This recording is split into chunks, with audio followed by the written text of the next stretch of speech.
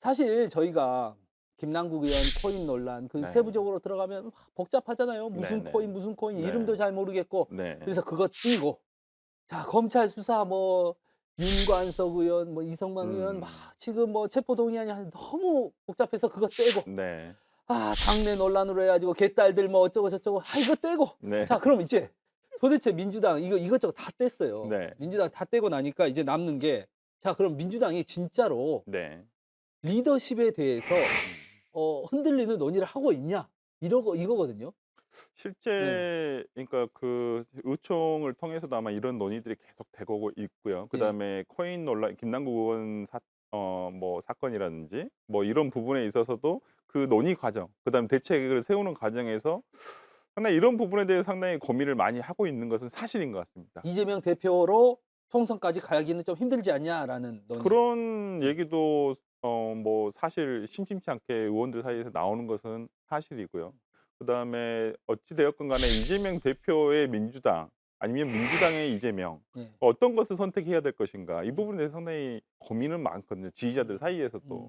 과연 내년 총선에서는 정말 어찌 보면 절체절명이죠, 민주당으로서는. 과반을 지켜내느냐 못 내느냐에 예. 따라서 어찌 보면 윤석열 정부의 폭정을 아마 견제할 수 있을 음. 것인지 없을 것인지 이런 부분들이 있거든요. 그다음에 진정한 협치? 음. 저는 민주당이 이긴다면 저는 협치가 될 수도 있다고 봐요. 왜 예. 그러냐면 윤석열 정부가 2년 동안 뭐 정말 이제 1년 동안 지난 1년 동안도 협치와는 담을 쌓고 보냈지만 예. 앞으로 1년 동안 총선까지도 이 기조는 계속 유지가 될 음. 거라고 보이거든요. 그런데 아무리 윤석열 대통령이 협치를 하지 않겠다라고 음. 하더라도 어떠한 내년 총선의 결과에 음. 따라서는 할 수밖에 없는 상황이 될 수도 있고 예. 저는 그렇다고 본다면 내년 총선의 민주당으로서는 굉장히 중요한 분기점이죠. 물론 국민의힘에서도 굉장히 중요한 분기점이죠. 예. 양 당이 정말 절체절명의 순간에 음. 아마 다다른다로 저는 보는데 민주당 내에서도 상당히 이 부분에 고심은 많습니다. 그래서 지금 아까 앵커께서 말씀해 주신 대로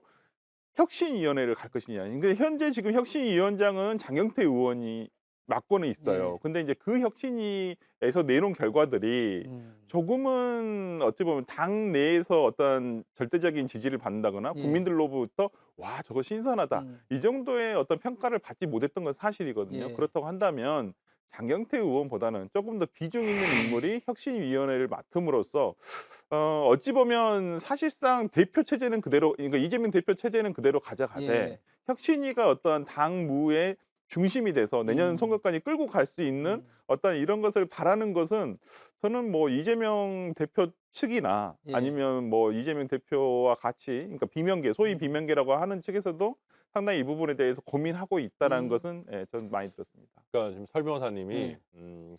고민하고 있다로 끝나는 음. 특별한 내용 없는 내용을 굉장히 오랫동안 얘기해 예. 주셨거든요. 예. 저도 우리 당에 대해서 할 얘기 없으면은 저렇게 됩니다. 아. 막 약간 뭐 이 고민하고 있다로 끝나는 음. 굉장히 긴 내용을 예. 말하게 되거든요. 근데 지금 사실은 요즘 나오는 것 중에 키워드 하나만 뽑자면은 전권 혁신이 하나만 뽑으면 됩니다. 네. 제가 전권 혁신이 얘기 나오는 거 보고 딱 그 느낌이 들었거든요. 가만히 계시면 살려는 드릴게. 다 내놓고 네. 물러나라. 그렇죠. 예. 그러니까 대표직을 유지할 수 음. 있게는 해줄 음. 테니 공천이나 당무나 이런 거에 있어 음. 가지고 거의 아무것도 하지 마라. 음. 혁신위에서 하겠다. 그러니까 이제 어찌 보면 최종적인 타협인 거죠. 예. 내쫓겠다 이런 건 안 음. 하지만은 그냥 아무것도 못하는 식물 당대표로 있어라라는 얘기인 예. 건데 이거를 이재명 대표가 받을 예. 거냐의 문제입니다. 근데 음. 제가 이재명 대표라면은 안 받을 것 같아요. 어. 그러니까 혁신위는 할 어. 거는 같은데 예. 왜냐하면 이재명 대표 입장에서 아직은 당원들과 음. 소위 개딸이라고 음. 하는 극성 지지층의 음. 지지가 공고해요. 예. 비명 쪽에서 내쫓지는 못할 음음. 겁니다. 근데 그러다 보니까 비명 쪽에서 얘기하는 맥시멈도 정권 혁신이 음. 정도밖에 안 되는 거거든요. 음. 그러면 대표 입장에서 니들이 할 수 있는 맥시멈이 그건데 예. 내가 그걸 왜 받아? 음. 라고 갈 거기 때문에 결국은 당대표와 혁신위의 권한 배분을 가지고 음. 앞으로 아마 몇 주 동안 음. 민주당 내에서 삽바 싸움이 있지 않겠느냐. 저는 뭐 그렇게 봅니다. 음. 다시 좀 질문을 드리면 네. 그러면 그거를 거부한다고 했을 때 음. 이 이른바 비명계 네. 또 원내대표도 약간 지금 비명계예요. 음. 그러니까 지금 당내의 무게추가 지금 좀 비명계로 약간 넘어가는 상황에서 이거를 그걸 지켜볼 것이냐 안 받는 거를. 지켜볼 수밖에 없어요. 일단은 몰아낼 수 있을 정도의 정치적인 힘은 저는 없다고 봅니다. 지금. 네. 예. 그리고 이준석 대표를 내쫓은 케이스랑 우리가 뭐 예를 들면 비교를 한다라고 해 보면 여당은 당대표 이상의 권력이 있어요. 예. 대통령이잖아요. 있잖아요. 근데 야당은 사실 당대표 이상의 권력이 과연 있느냐. 물론 당원과 지지층이 더 크긴 큰데 그러려면은 민주당 지지율이 지금보다 훨씬 빠져야 돼요. 이대로는 수도권에서 참패한다라는 정도의 그 시그널이 나와줘야 힘이 생기는 건데 지금은 뭐 어떻게 봐도 비등비등하거나 수도권 민심은 사실 민주당이 조금 더 위에요. 그러다 보니까 그 힘이 안 나오는 거죠. 그래서 저는 당분간은 뭐 약간 교착 상태 비슷하게 가다가 굳이 뭔가 변곡점이 생긴다면 한 10월에 이제 강서구청장을 비롯해서 몇 개 재보궐이 있을 거예요. 거기서 만약에 민주당이 진다. 예. 특히 수도권에서. 그러면은 그때는 또 하나의 어떤 큰 폭풍이 몰아치지 않을까. 그 정도로 예상. 저도 강서구청장 김태우 강서구청장이 그 실형 선고 이제 그 받으면서 우리끼리도 그런 얘기를 했어요. 아, 이 선거가 굉장히 중요하다. 그러니까 마치 4.7 재보궐 선거랑 비슷해요. 예. 그러니까 서울시장 선거에서 국민의힘이 오세훈 시장이 됨으로써 그 기세로 1년 뒤에 있었던 대선까지 이어졌거든요. 그때부터가 상당히 분기점이었어요. 그러니까 국민의힘이 그 전까지만 하더라도 민주당이 오히려 정권 재창출을 하는 게 당연시되는 상황이었었는데 당시 부동산 폭등이라든지 가격 폭등이라든지 그다음에 LH 사건이 터지면서 상당히 민심 이반이 커졌었거든요. 당시 좀 민주당이 대처를 못했던 것도 사실이고 그다음에 서울시장 선거에서도 박영선 후보가 당시만 해도 굉장히 좀 우위에 있었다가 오세훈 후보가 극적인 어떤 연출, 나경원 후보를 잡고 본인이 후보가 됨으로써 저는 서울시장 선거가 상당히 기점이 됐다고 생각하거든요. 당시에 뭐 그리고 이준석 대표가 상당히 2030 청년들의 어떤 서울 민심을 많이 이끌었던 것도 사실이고 그런 점 등에서는 이번 10월 달에 있을 강서구청 특히나 서울에서 벌어지기 때문에 그 선거가 굉장히 중요하다. 실제 지난 지방선거에서 김태우 구청장이 졌던 것도 뭐 국민의힘이 잘한 것도 있고 분위기도 그런 것도 있지만은 실제 조금 당 내부적으로는 후보를 좀 잘못 냈다는 평가도 굉장히 있었어요. 그러니까 뭐 굳이 청년 정치인을 구청장 후보로 낼 필요가 있느냐. 물론 청년이라 해서 잘못하고 나이가 많다 해서 잘하고 이런 것은 아닙니다마는 시민들이라든지 국민들이 원하는 어떤 행정가라면 지자체 장으로서의 역할은 조금 더 안정감을 요하거든요. 그런 면에서라면 조금 우리가 민주당에서 후보를 내세우는 걸 좀 잘못하지 않았냐. 그래서 저희들끼리도 그런 얘기를 많이 했는데 아마 10월 선거에서는 정말 뭐 우리 당도 민주당과 국민의힘 둘 다 아마 총력전이 되지 않을까라는 생각을 해봅니다. 그런데 그 선거 이전에 이미 지금 이재명 대표에 대한 체포동의안이 검찰에서 다시 한번 날라오지 않겠습니까? 저 여론 팀에서. 개인적으로 제가 지금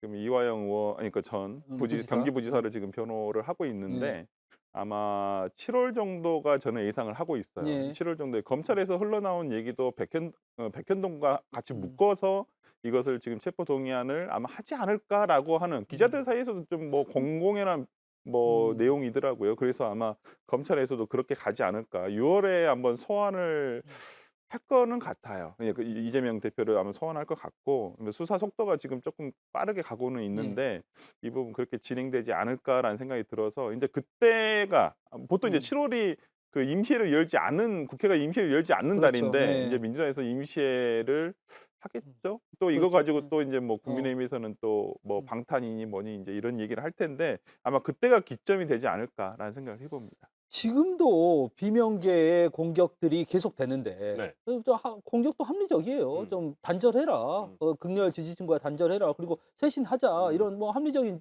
지적인데 그걸 받아들이지 않는다면 체포동의안이 다시 왔을 때 흔들리는 의원들이 꽤 많지 않겠습니까? 그게 사실은 그 이재명 대표 입장에서 좀 모양 빠지는 지점입니다. 그러니까 예를 들면 어떤 의미에서는 원래 이재명 대표 캐릭터는 개혁 막 약간 그런 거 그렇죠. 있잖아요. 약간 당내에서 막 사이다.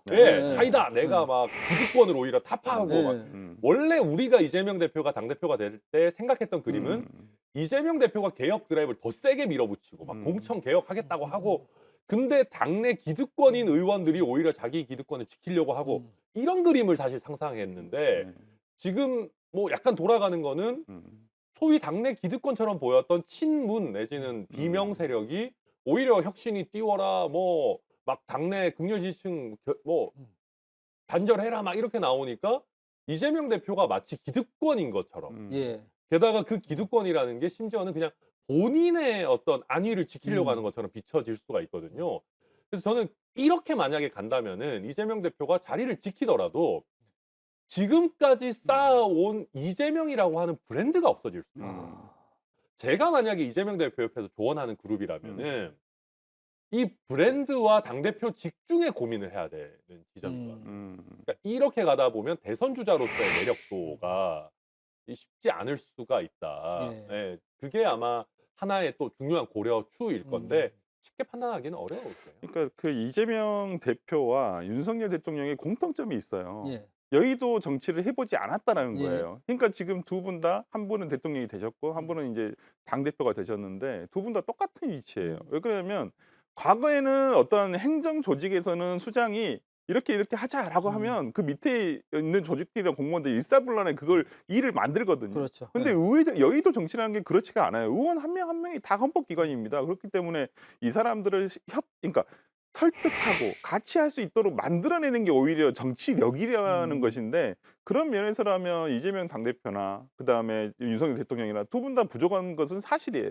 근데 지금 뭐 우리가 느끼듯이 윤석열 대통령도 뭐 야당과 만나지도 않지 않습니까? 예. 모르겠어요. 그러니까 원내대표는 또 만나려고 했다는 음. 것이 그냥 그러면 정말 이재명이라는 사람이 싫어서 그런 것인가?라는 예. 좀 저는 생각도 하는데 어찌 됐든 간에 이렇게 자기와 의견이 다르거나 아니면 자신을 공격하거나 정치적으로 공격하는 사람에 대해서도 손을 내밀고 그 앞에서는 웃고 악수를 하는 게 정치인인데 이재명 대표도 좀 그런 면에서는 저는 처음이기 때문에 예. 좀 당황하고 이런 부분들이 쉽게 풀려가지는 않구나. 오히려 그러니까 지금 상황은 어떻게 되냐면 그러니까 두 분 다 똑같아요. 윤석열 대통령도 자기 사람을 만들려고 해요. 자기 예. 세력을 만들려고 하고. 그래서 우리가 다음 총선에서 지금 국민의힘에서는 검사들 공천하는 거 아니냐 이렇게 얘기를 하는 것이고 이재명 당대표 같은 경우 민주당에 자기 세력이 없어요. 의원들 180명, 169명이 있지만은 자신의 몫이라고 할 만한 내용 그 의원들이 없단 말이에요. 실제적으로는 오히려 비명계가 훨씬 많기 때문에 이런 부분들을 어떻게 자기 쪽으로 끌어들여서 당내에서 자기 세력을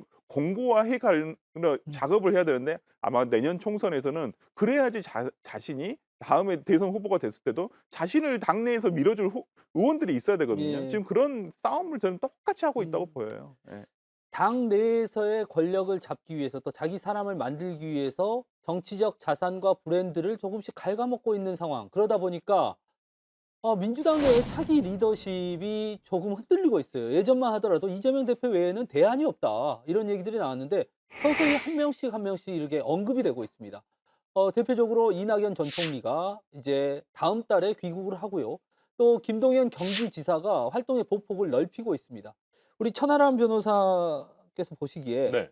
그 전만 하더라도 사실 민주당 내에 이재명 대표를 대안이 없다 이런 이야기들이 많았는데 좀 흔들리고 있다라는 거에 동의하십니까?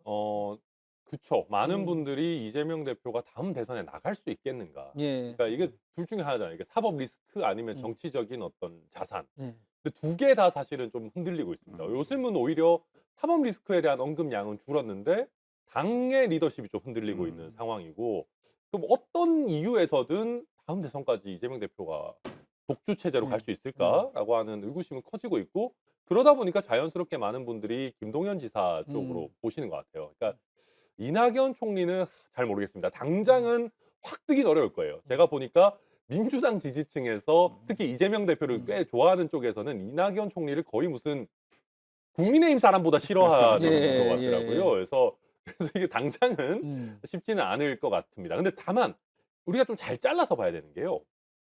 총선을 이끌 리더십이랑 대선 후보의 리더십은 달라요. 네. 총선을 이끌 사람은 사실 꼭 대선 후보가 아니라도 됩니다. 예. 예를 들면 김종인 위원장이 여야를 가리지 않고 왔다 갔다 하면서 총선의 선대위원장을 했을 때 예. 김종인 위원장이 대선 후보라서 그거 한 거 아니잖아요. 해결사한테 맡길 수 있어요, 총선은. 그렇기 때문에 이재명 대표 쪽에서도 이거 대선 주자로서의 그 지위를 지키려면 오히려 이번에는 물러나서 차라리 외부의 해결사 같은 사람을 데려와야 되는 거 아니야? 라는 고민이 현실적으로 있을 수밖에 없고 그게 불가능하지 않습니다, 우리 정치에서는. 예. 네. 이 보니까 이제 혁신위원장이라든지 그 네. 이후의 이야기는 나중에 좀 이따 하도록 하고 말씀하신 대로 김동연 지사 같은 경우 네. 지금 호남에서라든지 민주당 지지층에서 상당히 이게 확 치고 올라오는 여론조사들이 나오더라고요. 네. 그러니까 당내 분위기가 어떻습니까?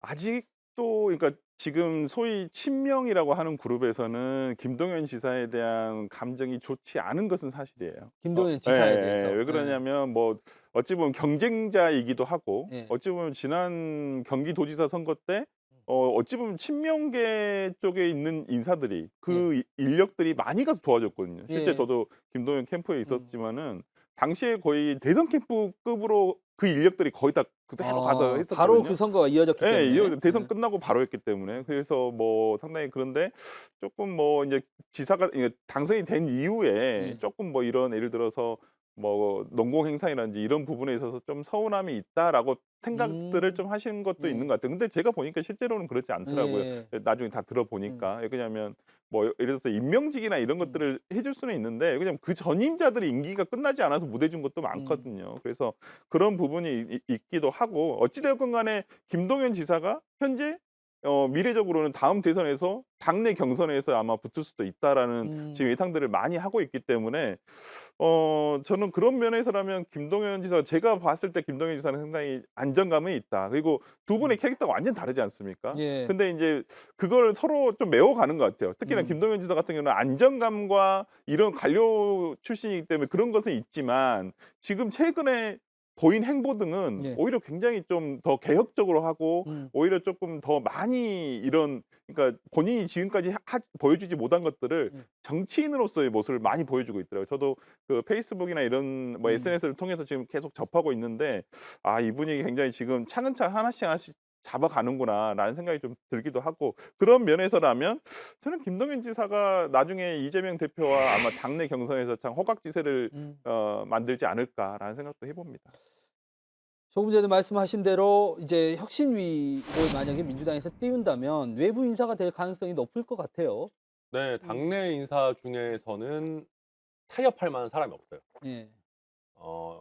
예를 들면 개혁적인 이미지를 갖고 있는 인물, 뭐 이상민 의원이다, 조응천 의원이다. 이재명 대표가 절대 못 너무 봤습니다. 나를 세웠죠 예. 지금까지. 예. 그러면 뭐 그렇다고 박용진 의원 할 거냐? 그러니까 할 사람이 없어요. 그러니까 개혁적인 인물이라고 꼽히는 사람들은 이미 이재명 대표 입장에서 봤을 때는 너무 나가 있어요.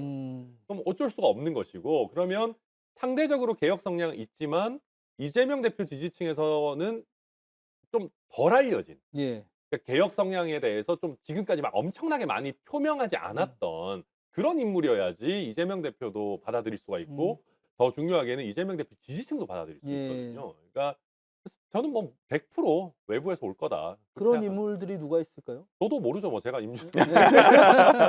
근데 예. 이 부분에 대해서 뭐 김상곤 전 경기교육감이라든지 이런 분들을 꼽아요. 예. 과거에 한번 혁신위원장을 하시기도 했었고 뭐 이런 당내 뭐 개정이라든지 혁신 당원 당규 개정할 때도 김상곤 교육감이 당시 혁신위원장으로 활약을 하셨기 때문에 아마 다들 생각하시는 모르겠습니다. 근데 저 개인적으로는 외부에서 모셔오는 걸 상당히 경계를 해야 된다고 봐요. 예. 이게 자칫 잘못하면 논란거리가 생기면서 오히려 힘이 빠져버리는 순간이 있어요. 예를 들어서 지난 대선 때 제1호 영입인사가 조동현 씨였던 걸로 기억나는데 그분에 대한 어떤 사적인 부분들이 이 필터링이 되지 않으면서 이게 오자마자 그냥 상처가 나버렸거든요. 그분에게도 너무나 죄송한 일이고 그렇기 때문에 저는 오히려 그리고 그 다음에 예를 들어 대선 이후에 뭐 비대위원장으로 왔던 박지원 씨라든지 당에 어떤 기여를 했다거나 당원들이 어느 정도 받아들일 수 있을 만한 인물이어야 된다고 저는 생각을 하거든요. 그렇다고 한다면 저는 굳이 밖에서 차릴 필요가 있나. 당 내에서도 충분히 그렇게 역할을 하실 분들도 충분히 많다 생각을 하는데 저는 오히려 혁신위원장은 모르겠습니다. 저 개인적으로는 정세균 대표라든지 정세균 대표 같은 경우에는 뭐 당내 계파 뭐 친명이든 비명이든 다 인정하시거든요. 그리고 상당히 본인이 가지고 있는 장점들이 꽤 있어요. 그리고 혁신위원장 밑에서 실질적으로 어떤 실무라든지 이런 부분을 할 사람들을 오히려 외부에서 몇 분 초청하고 그다음에 당 내부에서 좀 이렇게 선발하고 이런 식으로 해서 그걸 조화를 맞춰갈 수 있는 어떤 위원장은 저는 오히려 그 당 내에서 좀 안정감을 유지할 수 있으면서 이걸 밖에서의 외압도 본인이 이것을 견뎌낼 수 있고 이것을 막아내 줄 수 있는 저는 그런 분들이 하시는 게 더 맞지 않을까라는 생각을 그러니까 해봅니다. 근데 저는 제가 만약에 이재명 대표라면은 네. 그런 분들이 더 싫을 것 같아요. 어. 그러니까 오히려 이제 외부에서 그러니까 제가 말하는 외부라는 거는 네. 정치를 처음 한다 이런 개념이 아니라 음. 약간 원로 그룹이거나 아니면 네. 민주당과 가까운 정치권에 이제 경험이 있는 뭐 시민사회 뭐 교수 이런 예. 그룹이랄까 뭐 김상곤 뭐 그런 분도 사실 마찬가지잖아요. 근데 이제 현역에 가까운 분들이 들어온다. 예를 들면 뭐 생각해 볼 수 있는 게 당장 정세균, 김부겸 뭐 이런 분들 무슨 아니겠습니까? 개파도 조금 있고요. 네, 예. 조금 뭐 개파색도 옅고 대중적인 이미지도 나쁘지 않고 이런 분들 온다. 그럼 비대위원장처럼 돼요. 그러니까 현역 정치인이 바로 들어온다라고 하면은 네. 그래서 그런 면에서도 저는 받기가 쉽지 않을 거다. 약간 은퇴하신 분이 오는 거를 더 선호할 거다라고 봅니다. 제가 입장 바꿔 생각해 보면.